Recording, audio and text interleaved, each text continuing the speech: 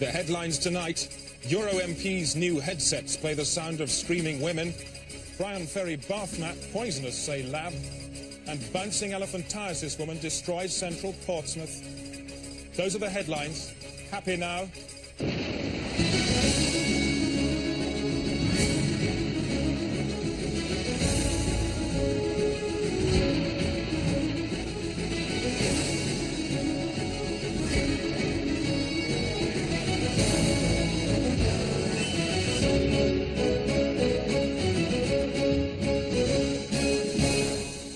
Hello, sir. On the day-to-day tonight, MP in heartless outburst after bomb goes off in Hurd's bath. Well, one bomb's going on in the Foreign Secretary's hand, but all he does is say, well, I didn't need that hand anyway. And a warm handshake from Michael Heseltine for the children he is about to release into the woods and shoot. How do you do? Nice to say hello to you. The Bank of England is in chaos following the discovery that the pound has been stolen. As the news broke, trading rooms were plunged into chaos. Even seasoned campaigners known for grace under pressure reduced to squawking the day's panicked cry. What's happening? What's happening? The pound was stolen at 1:30 this afternoon by thieves dressed as cleaners. They drove a white Montego. Helicopter police gave chase, but despite the shunt, the men escaped, making good with their legs across open ground. As city markets crashed and flew off, the government tried to stabilise the economy with an emergency currency based on the Queen's eggs, several thousand of which were removed from her ovaries in 1953 and held in reserve. This meant anyone mad enough to seize on the panic selling of dead pounds could become a dollar millionaire in less than an hour. How much money have you personally made today? Probably about 10 million. Wow. Throughout the day, bank officials have refused to confirm the rumours that the pound was only vulnerable at all because they removed it to play with at lunchtime and forgot to put it back. Later tonight, we'll be asking Malcolm Rifkin for his view and asking him why he likes pulling the legs off live dogs and shooting foreign policemen. The Day Today, Homicide News.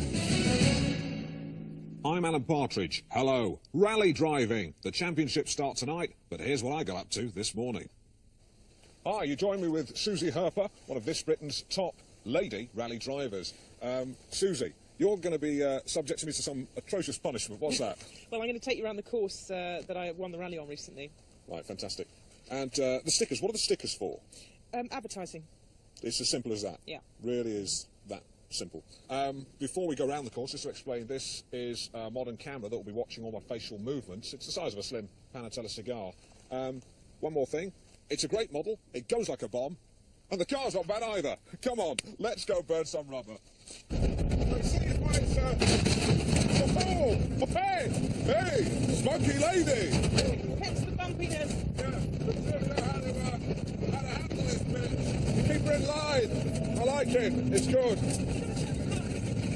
You take another scrub of the neck and you let it know who's the queen. How's the bitch? You are the queen and I like it. Yeah, whoa. Yeah. Okay. Easy. Easy. Whoa! What the hell is that? Yeah. Why are you stupid? Stop that! Careful! Well, whilst driving like she was, maybe big and clever on the rally track, it certainly isn't on a housing estate. Remember, lives matter. Chris.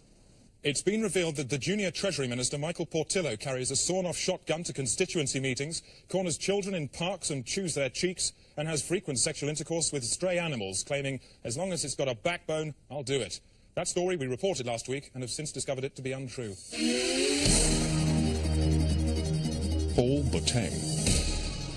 Do you feel that young people are taking the right cues from their culture? I think young people make a contribution and indeed form the culture in which they live and in which we all live. How do you feel about some of the more dangerous elements of their cultural melee? I don't know what you mean by their more dangerous elements. We're talking bang. I'm talking guns. I'm talking about people like Uzi MC, the Blood Rap movement, Herman the Tosser. How do you feel when young people are presented with the sort of stuff that they're churning out? I think it's rather sad.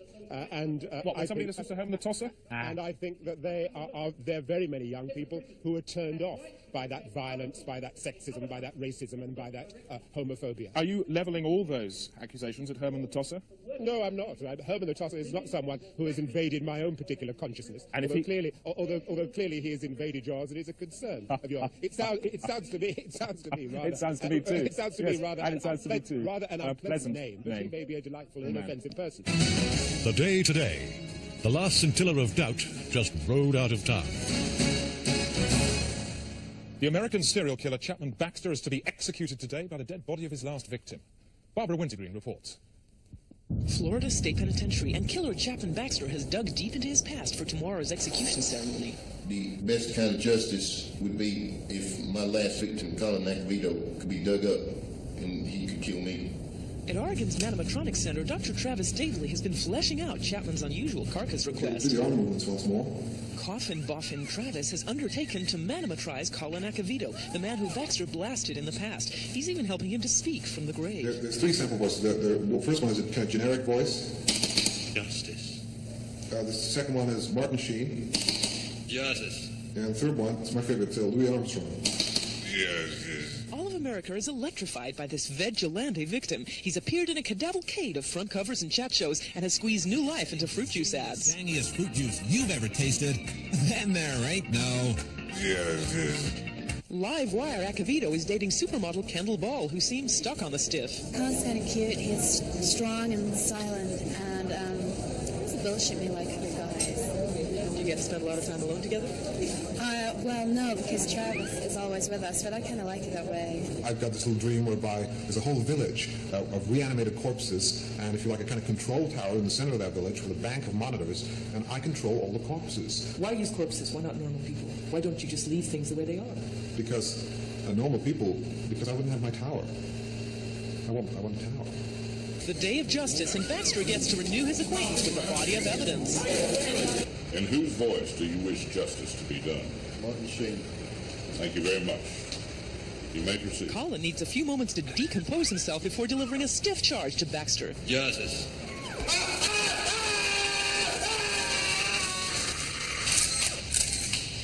So, as Chapman Baxter came here to bury his past, looks like his past has come to bury him. This is Barbara Wintergreen, CBN News, at the Corpsecution, Florida State Penitentiary. BBC Mandarins are bleating again, this time because their new soap opera, The Bureau, has just plummeted out of the ratings. A BBC spokesman said, "Don't read too much into the fact that we're sending them out on tour to the regions on the back of a truck. It's not to drum up support, it's just standard policy for all programmes." Have a look, shall we?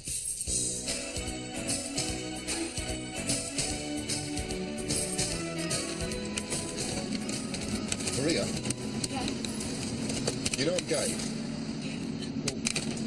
Do you think it's possible for a gay man to love a woman? Of course it is, Guy. There's no rules to love.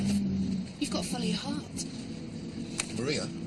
Yeah. I love you. What's that? It's Hennessy.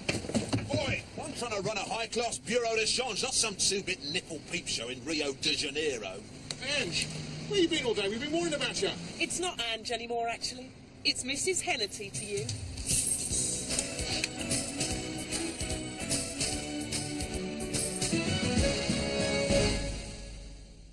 A cat meows, a horse neighs, a lion roars, a bird sings, a snake hisses, a human barks. Time now for business with Calately Sisters. Thanks, Chris. You do it! Get it now! No, you get it! It's over there! Arguments like that broke out on the international markets today when economic talks collapsed and Spain withdrew from the world and began trading with itself. The peseta burst open at 4.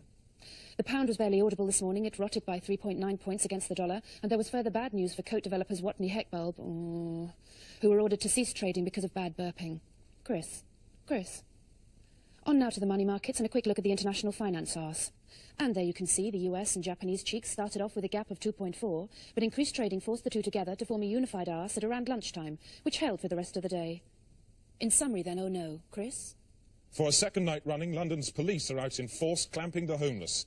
The new measures have been in operation since Monday and are already proving successful. The clamps are bolted onto any homeless person found asleep or motionless after 9 p.m. at night. This is the time when London's street people start accumulating in doorways, many of them drunk and pissed up on booze. The clamps ensure that any homeless who has caused a blockage is forced to stay put when they wake up. They've probably been sick too. They are then prosecuted and punished. And reaction to the new measures has been strong. So far, we've spoken to Kim Wilde. Does it make you feel bad when they clamp homeless people on the Strand? When they clamp them? Yeah. Businesses on the Strand getting in people to clamp them so they can't move away and then they're persecuted. And then they fine them for being in the way. I didn't know that. That's awful. Would you call for clamps to be illegalised? Certainly on human beings. It's obscene. Environmation from me, Rosie May. A revolution in household heating is sweeping across America. Frozen fire. Normal fire is solidified in special cold furnaces and packaged for home freezer storage. It can then be defrosted at a later date and poured onto logs. Frozen fire saves heat. The echo from the nuclear bomb which destroyed Hiroshima is set to devastate the city again. Half of the original blast has ricocheted off Jupiter and will strike Japan in 2041. It's not yet known whether the city will be evacuated. I'm Rosie May. Tread not on the forest leaves, for you tread on my face. Today is the anniversary of 1944. People did different things then and lived different lives. This day-to-day reminiscence package features contemporary memories and footage from a time when a 5-speed, 3-litre Ford Capri was the stuff of a madman's dreams. What was the food situation like in those days? Oh, it was dreadful. Of course it was dreadful. Sometimes we even had to eat bits of the house, bricks, and the mortar was tastier than the actual bricks because, I mean, after all, it had been mixed up once, and so you could mix it up again. You used to try to get it off other people's houses, of course, first, and houses that had been bombed and broken down. But sometimes you had to eat your own house, and it was better to find yourself without a house than without food. Electricity was very, very expensive, but you had to have a light of some kind, so we had perhaps, I don't know, we thought it was quite a good idea. You see, babies have such a lot of energy. They're always on the go. So we used to connect the house to a baby, and that used to keep the lights going. I don't remember much about 1945, because that was the year, that was my hibernation year. Can I have your name? You'd go and get your ticket and find out when you had to hibernate, and then you'd be given just a few weeks to get yourself organised. And, you know, you knew you had to keep going. We got into a box and curled up, and you went to sleep. It was our bit of the war effort, really, to keep ourselves out of the way. Well, during the war, everybody was called up to be in the war cabinet, and I was called up to be the foreign secretary for a month. So there I was in meetings and having to express opinions, and I had to travel abroad. I went over to France, and I met the French foreign minister, and he was really quite impressed because my French really was rather good. So we had conversations with me understanding everything he said and answering him, but whether I answered him properly, I don't know. This is the day-to-day. Still to come, controversy over new Treasury appointment. I'm sick to death of this. All I ever get. Treasury, Treasury, Treasury. That's all I ever hear. I'm sick of it. I've had enough. Just all of you. F*** off. And new anti-shoplifting measures for a B&Q store in Bracknell. If I catch anybody stealing anything from the shop, then I shoot it through the mouth with this. The number of MPs in Westminster suffering from Slemmel's disease has risen to 22. Slemmel's disease is caused by a brain virus that affects the victim's ability to read. They can see the words but have no idea what they mean. Baroness Trumpington was the first to show signs 2 weeks ago. She may have caught it from a badger. Then John McGregor. The virus is highly infectious and lives in peppermints. This was the moment Peter Lilly realised he too was in trouble. Slemmel's also affects leg-eye coordination, causing victims to walk straight past places they intend to stop. So, hey! By last Friday, William Waldegrave had little control over his body. Teddy Taylor followed, and Jimmy Knapp severely. Most seriously of all, on Monday, John Patton showed unmistakable signs, failing to recognise familiar surroundings and objects, clearly having no understanding of the day's briefs. The second document proved equally mysterious, and the third he couldn't even be bothered to try. And the disease shows no sign of stopping. This morning, Malcolm Rifkind appeared lost when he was just 20 yards from his office. Doctors say the only treatments they can offer so far are rubbish. A man sees God in his car. He crashes. Today's historic trade agreement between Australia and Hong Kong marks a new season of hope for the future of world trade. The two countries have been at each other's throats for years, but now the hatchet's been buried by a treaty which allows unrestricted trading between all parties at all levels. I'm joined now by Martin Crace, the British Minister with special responsibility for the Commonwealth, and Gavin Hawtrey, the Australian Foreign Secretary in Canberra. Gentlemen, this is pretty historic stuff. Well done. A future of unbridled harmony, then, Australia? Yes, I think Martin Crace and I can be pretty satisfied. It's a good day. And if, as in the past, Australia exceed their agreement, what will you do about it? This is a very satisfactory treaty, which I'm sure will work well. Naturally, if the limits were exceeded, then this will be met with a firm line, but I can't see this being necessary. Mr. Hawtrey, he's knocking a firm line in your direction. What are you going to do about that? Well, in that case, we just reimpose sanctions as we did last year. Sanctions? Hang on a second. They've only just swallowed their sanctions, and now they're burping them back up in your face. I think sanctions is rather premature talk. Certainly, if sanctions were imposed, we should have to retaliate with appropriate measures. But I can't see. Appropriate measures is a euphemism, Mr. Hawtrey. You know what it means. What are you going to do about that? Well, I just have to go back to Cabinet. And ask them about what? Well, I don't know. Maybe it's a matter for the military. The military? I think military measures is totally inappropriate reaction, and I think this is way, way over the top. Sounds like you're being inappropriate, are you? Of course I'm not being inappropriate, but Martin Crace knows that full well. This is the sort of misunderstanding that I thought we'd laid to rest during our negotiating period. Misunderstanding it certainly is. It's certainly not a treaty, is it? You're both at each other's throats, you're backing yourselves up with arms. What are you going to do about it? Mr. Hawtrey, let me give you a hint. Bang! What are you asking me to say? You know damn well what I'm asking you to say. You're putting yourself in a situation of armed conflict. What are you plunging yourself into? You'd like me to say it? I want you to say it, yes. You want the word? The word! I will not flinch. You will not flinch from? War. War. Gentlemen, I'll put you on hold. If fighting did break out, it will probably occur in Eastman's Town in the Upper Cataracts on the Australia-Hong Kong border. Our reporter Donald Bethlehem is there now. Donald, what's the atmosphere like? Tension here is very high, Chris. The stretched twig of peace is at melting point. People here are literally bursting with war. This is very much a country that's going to blow up in its face. Well, gentlemen, it seems you have little option now but to declare war immediately. But this is quite impossible. I couldn't take such a decision without referring to my superior, Chris Patton. He's in Hong Kong. Good, because he's on the line now via satellite. Mr. Patton, what do you think of the idea of a war now? I'll take that as a yes. Very well, it's war. War it is. That's it, Chris. It's war. War has broken out. This is war. That's it. Yes, it's war. From now on, the Day-to-Day will be providing the most immediate coverage of any war ever fought. On the front line and in your face, Donald Bethlehem. Standing by, Douglas Hurd. The Day-to-Day smart bombs have nose-mounted cameras. This is Smart Bomb Stephen, and that is Susanna Gekkelois. I'll be reporting from inside the fight. Like some crazy Trojan. And keeping an eye on everything that's going on out there at the Day-to-Day news pipe, Douglas Trox. Chris, but first the weather from Sylvester Stewart. And now the weather, starting in the southeast, where the sun should plop through after a dull start, a bit like having your hand sewn back on after a farming accident. Let's revolve the weather collar now 70 degrees to the Midlands, where I was first bereaved. And there'll be a large cack of heavy cloud covering the area, but it should stay dry enough for you to dance outside until our Lord Beelzebub calls upon us. Now, if we rotate the throat circle back to the West Country, and you can see there'll be several gits of bad weather across most of the sky. Some rain, but no more severe than soft porn. In summary then, and that's all the weather. Back to the war, and on the front line in Eastman's Town, our reporter Donald Bethlehem. Donald, what's the latest? As I swilled the last traces of toothpaste from my mouth this morning, a soldier's head flew past the window, shouting the word victory. Seems to be a lot of action behind you there. Have you seen any fighting yourself? Today I saw an old woman on the ground. She was lying in a pool of her own tomatoes. Thank you, Donald. Earlier today, I've been down among the fighting myself. This is my report. There's something about the way these people move that tells you they are a nation at war. Look into their eyes and you can read the words, "I have a reservation at the restaurant of death." It's a messy bistro with a bad name for soiling its customers' clothes. We've seen only one napkin in 4 days. The people here are confused, spending most of their time running about like idiots. Earlier today, we met a family who, thanks to this war, now have no home. A war which they feel anyway has nothing to do with them. This is not our war. We are being forced to swallow the rotten egg of an angry political goose. That boy is now a war orphan. One more victim of what they call here the desert confetti. I have a child about his age myself. When I phoned him 10 minutes ago, I told him to move out of the house to make room for his new brother. Back live now. Progress on the Day-to-Day smart bomb. Jonathan, get rid of Hurd.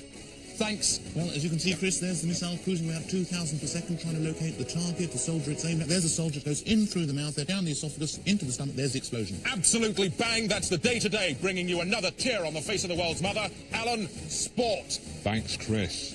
And now some late-night soccer results. I'm Alan Partridge. This is Division 2. Hull Paragraph 5, Portsmouth Bubblejet 1. Sheffield Hysterical 3, Chunky Norwich 1. Richmond Arithmetic versus Nottingham Marjorie match postponed due to bent pitch. Good night.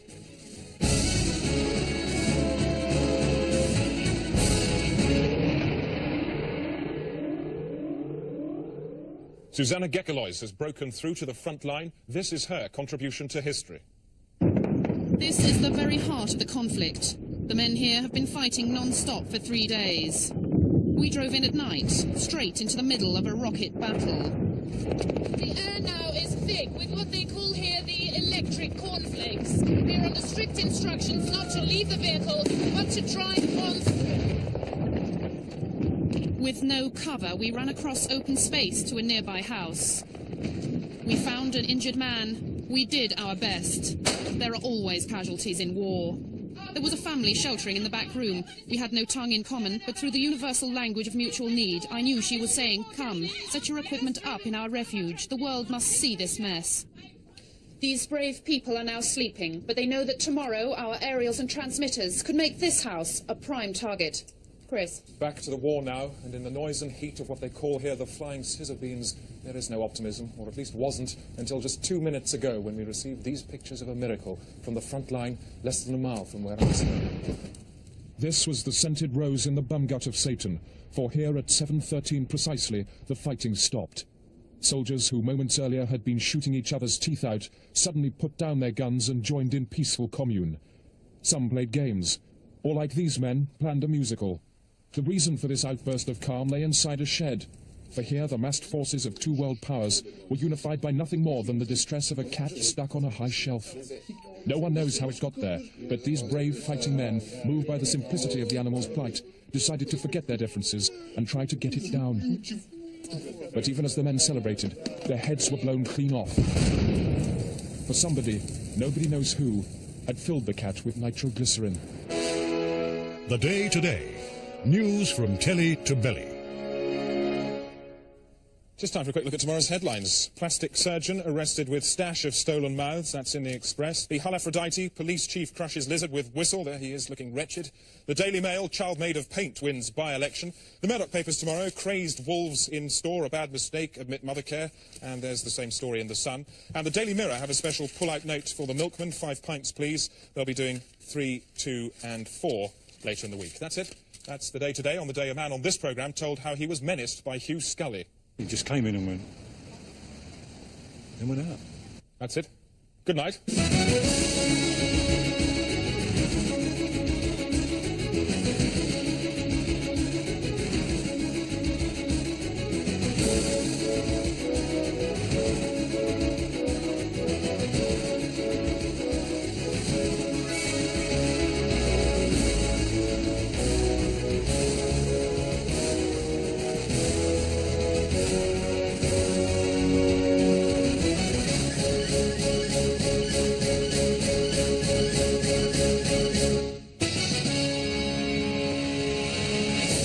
Available from now on commercial video. The Day Today, This Is Our War. Featuring the men and women who sacrificed themselves at the altar of fact and the beat of over 1,000 pop classics.